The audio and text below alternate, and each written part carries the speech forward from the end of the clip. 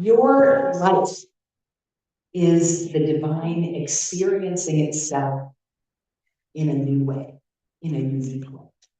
Once before a time, the all that is all got curious what it might be like to exist in time and space. And it said, let there be. And the universe was created, and planets were developed, and life on this planet came into being. And human beings, and eventually you. You are the divine experiencing itself in a unique way. And sometimes we can feel separate.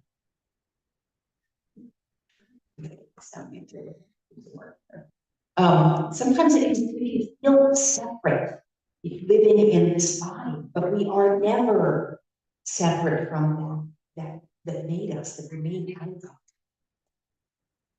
of. Used to be at weddings, I'm not sure if it's the Zoom that's reverberating. I can hear myself coming back in a second. Okay, sorry. Should have thought we were good with the sound check, but all right. Anyway, so at weddings, we used to have the bride and groom would put those disposable cameras on the tables at the receptions, and it gave the guests the chance to kind of show their experience, and it allowed the couple to be able to see their wedding from a perspective that they would never see. And in a way, we are that. We are those cameras because we allow the divine to experience itself in a way that it has never done before.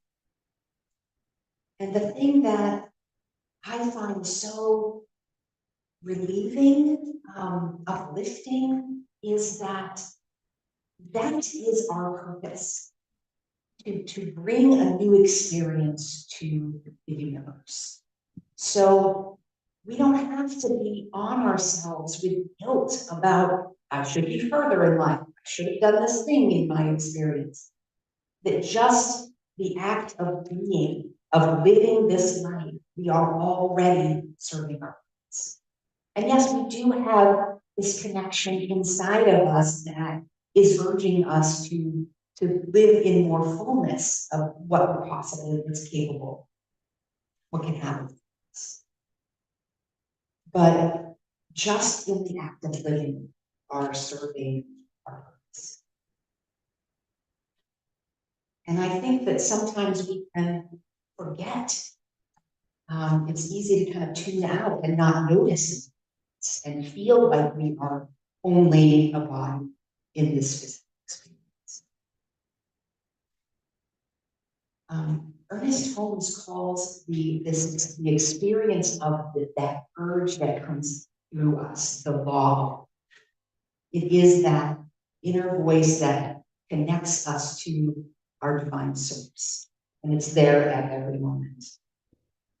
He says, your desire for self-expression is inherent in the divine patterns. And it is because you intuitively feel this pattern that you grow back toward it. Learn to trust the intuition within you, which causes you to sense the path.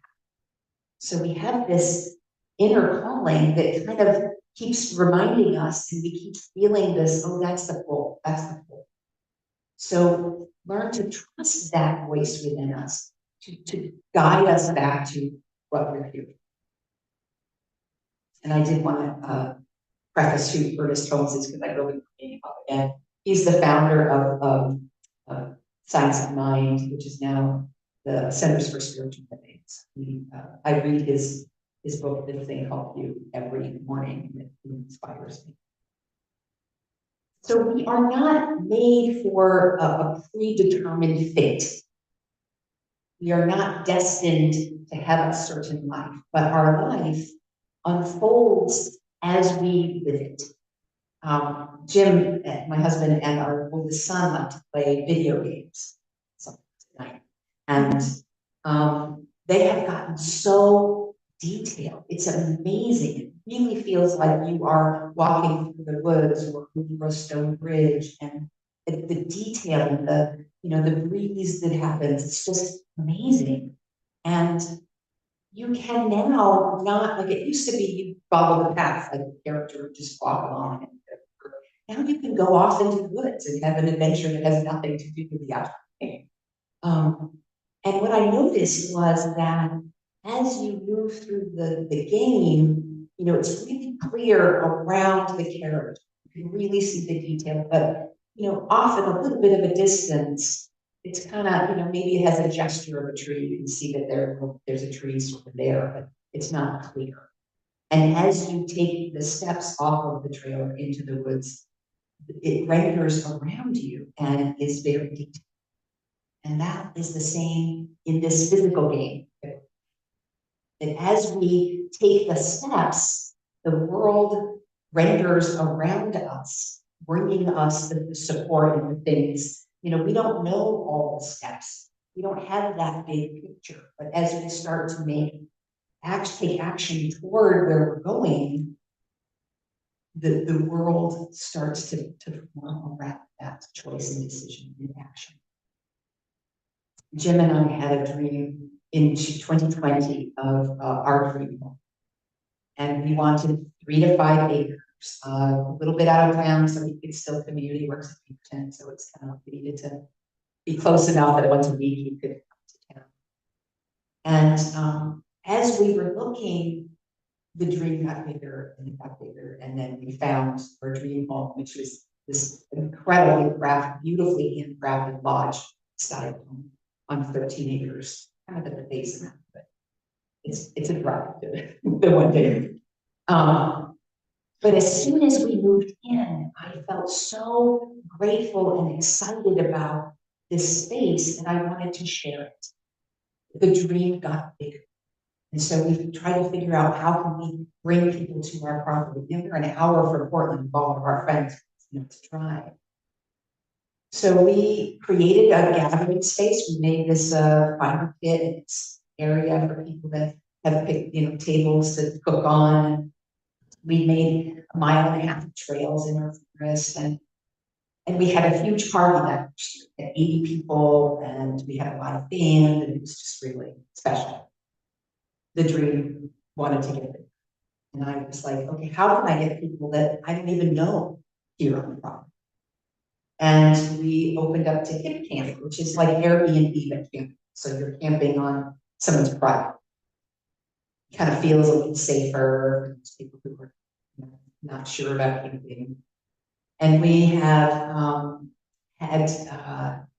we've had a biology retreat, a botany retreat that was there for 3 days, studying, using our trees and plants to identify. We've had a wilderness survival team from Canada that came and they were firefighters in Canada, did a winter survival camp in our place. We had a nature TV show, an episode in our forest, and last fall, a woman asked if she could have her wedding place in the summer. So that, again, the dream got big. We had this, so in order to do that, we needed to do a whole lot of work. We made an amphitheater, and Jim and I couldn't do it by ourselves. So how can I, I asked the universe, what can we do? What steps can we make this? How do we make this? And I got connected with an organization called World Packers, which is a work exchange program. And so for the last year, every month, we've had 1 or 2 young people, 18 to 26, stay on our property and work 25 hours a week, doing whatever we need doing. And they get to live in our place, and I feed them dinner, and they get to experience life in the forest and in Portland, in this area. So we had the beautiful wedding because, it's beautiful. We had 60 people attending. We had this beautiful amphitheater, and Jim made benches from logs from our property. And it was really special. And I just want to really remind you that the life that you are creating will unfold as you live it. The dream keeps getting bigger, and I'll actually get to a little bit more of the new thing that's happening for me now in a bit. But we don't know all the steps, but we do know that the answers to what's next is always available at any moment. It just ask. So your thoughts are not just ideas. They're not just, trivial thoughts. They are actually the creative forces that the universe uses to decide what it is that you want. So our thoughts and feelings are mirrored back to us by the divine in what we experience. So whatever you're experiencing right now in your life is a mirror of what you have been asking the universe. And a lot of that asking can be, underneath somewhere, like you're not consciously asking for it, but there's thoughts and there's feelings that are triggering that actual experience. And I've been watching a lot of YouTube is research for what I'll get to in a bit. And a lot of ones that I was watching for a little while was the kind of ones that are super dark and like what's wrong with the world. Like this is what's wrong with the world. And what I found was that as soon as I watched one of those videos, the algorithm that is deciding what it is that I want will pop up videos that have the same feeling to them. So I watched one video that's kind of dark, and then the 9 choices that I'm given the next time, very many of them have that same kind of dark energy. And the divine is the same. What we're focusing on, it is the all algorithm. It is the grand overall designer, the God, will listen to what it is, what we're clicking on, what it is that we are choosing to spend our awareness and our time and our focus on. And that's what it's going to be.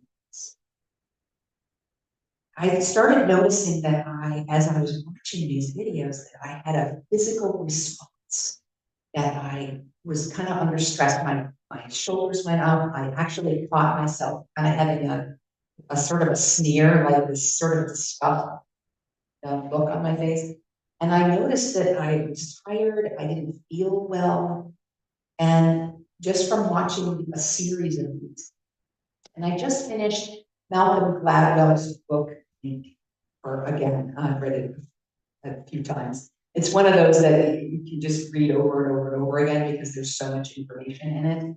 And he talks about a researcher, Paul Pickman, and his collaborator, Wallace Friesen. And they've done this amazing work with the face and emotion. And they mapped out every muscle group that it takes that you can physically move in your face to create emotion, the look of emotion. And then they individualize them, but then they combine them to your lips thin, I guess, when you're angry. But all of these different things. So what the face looks like universally when we experience these feelings. And they had been working on anger and distress. And he said, what we discovered is that the expression alone is sufficient to create marked changes in the autonomic nervous system. We felt terrible. What we were generating is anger and distress was sadness and anguish, just by making their face use the muscle that are used in anger. He said when he used when he was doing anger, his heartbeat went up 10 to 12 beats. His hands would get hot as he would do it, and he couldn't disconnect the system. That he said it was very unpleasant. That his body, emotionally, physically, the responses would happen when his face would make these muscles. And I've heard of the interview idea when you're going into an interview and you have this kind of like nervous and to move from this body posture to this one, having this open, high, like, excited body posture in the elevator before you get into the like. But that literally changes how you are feeling. And in neuroscience news, it suggests that smiling directly affects emotional processing. It releases endorphins and serotonin. Just the act of smiling influences the brain, I'm quoting here, the brain's perception of emotional states. So we are happier, we find things more funny when we are in the act of smiling, which I think is amazing. It's like and I've been playing with this since I read that. I kind of have been, if I'm finding myself kind of walking around the house sort of serious, like I gotta get this done, and like smiling, it just changes so much. So I had been, I learned the term doom scrolling, but I had been kind of doom scrolling and noticing these changes in my body, and it's really subtle. And I think that I've noticed it in the past when I've watched TV series that seem kind of positive. They have a kind of a loving thing and they make you cry because some beautiful thing has happened.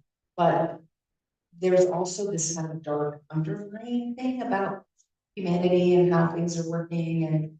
And I just think it's important to kind of notice how we're feeling as we're watching these things, or as we're, if we watch them, like what I end up doing is finding a series that I like, watch an episode every day. And so then, over the course of the week, you can kind of see like, how am I uplifted by this, or do I feel kind of drawn down by that story? So we can change our experience by changing what we're focusing. And Ernest Holmes, again, he says, if you wish to be healed, you must expect to be made whole. If you wish freedom, you must no longer think bondage. Bondage and freedom are but two ways of using one law. If you spend all your time saying, I'm poor, weak, sick, miserable, and unhappy, you will attract poverty, weakness, sickness, and unhappiness. Use your intellect, imagination, and feeling for the purpose of seeing and sensing freedom instead of bondage, joy instead of unhappiness, plenty instead of want, health in place of disease. The very denial of your good keeps that good from you. Reversing this process will bring about the good that you desire. So we can make our body react and have that endorphin reaction. We can also use our intellect. We can use our thoughts, especially thoughts that trigger them feelings. What it is that we do want, focusing on what it is that we want to be bringing for them instead of what's not working. So I've been listening. How can I, make this a bigger thing with my dream in my house? And my new dream is to create a YouTube channel based on life.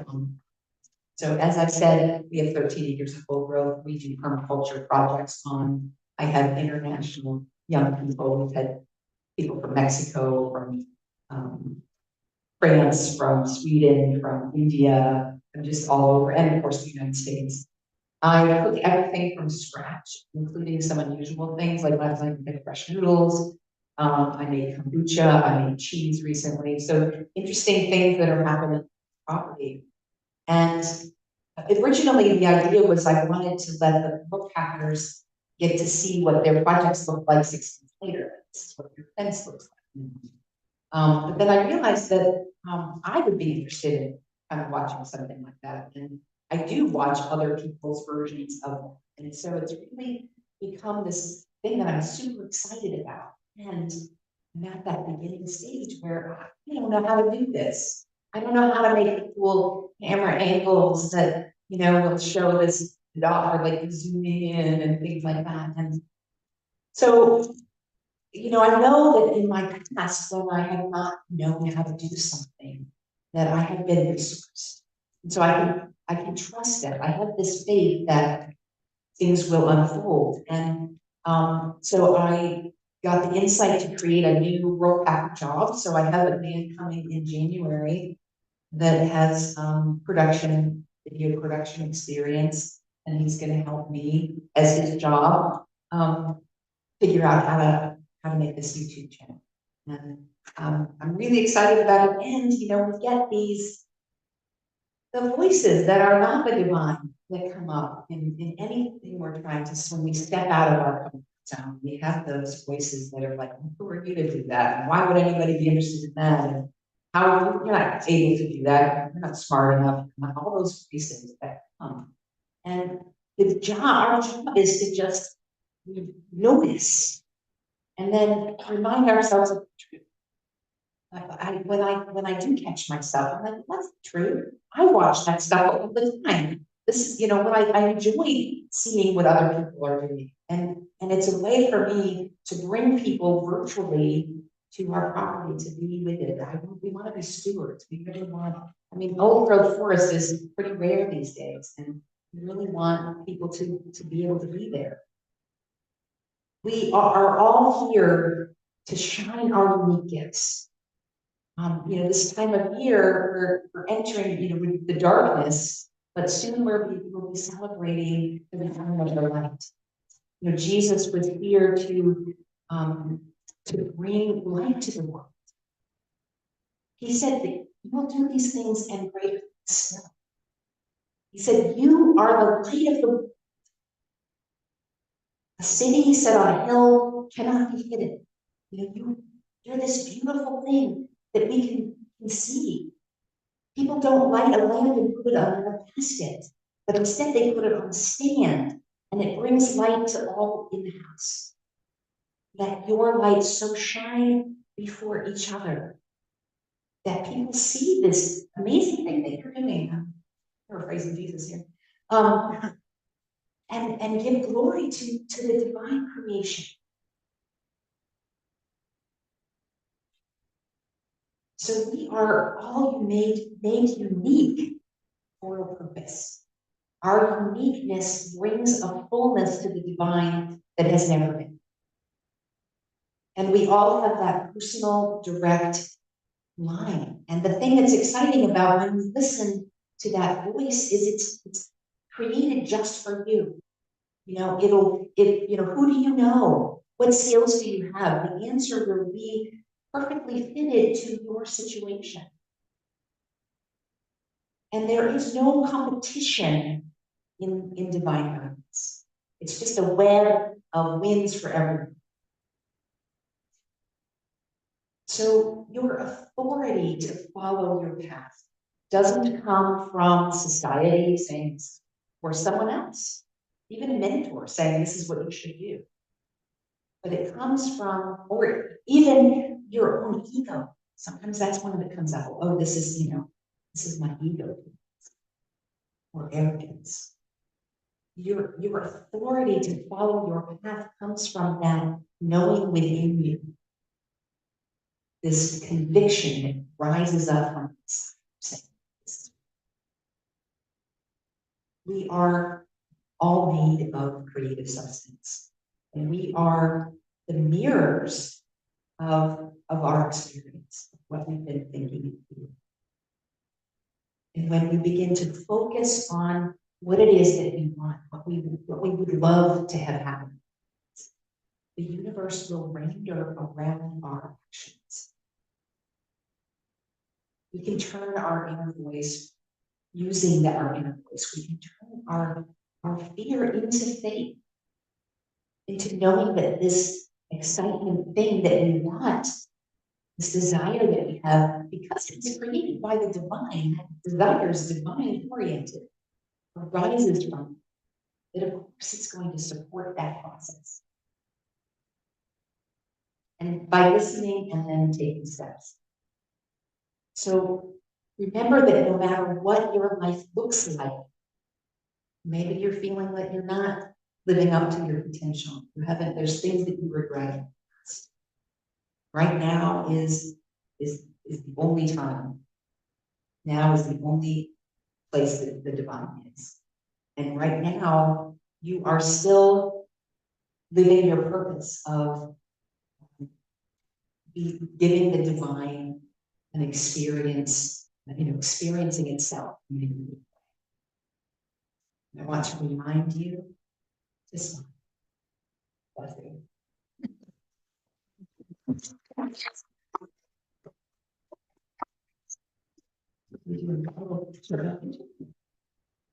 So I invite you to just have an open body posture through your lap. Just put your feet on the floor.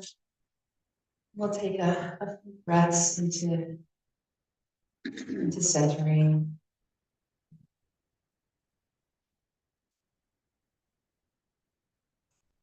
Know that you are the divine, experiencing itself in a new way.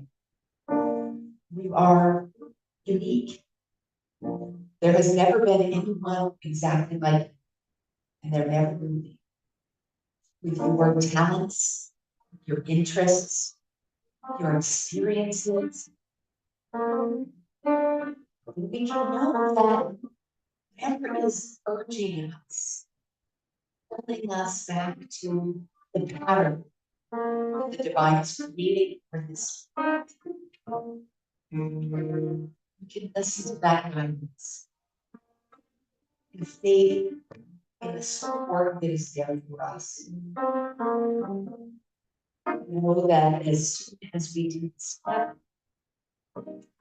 the divine will rush in to support us, rendering our life around us as we take action.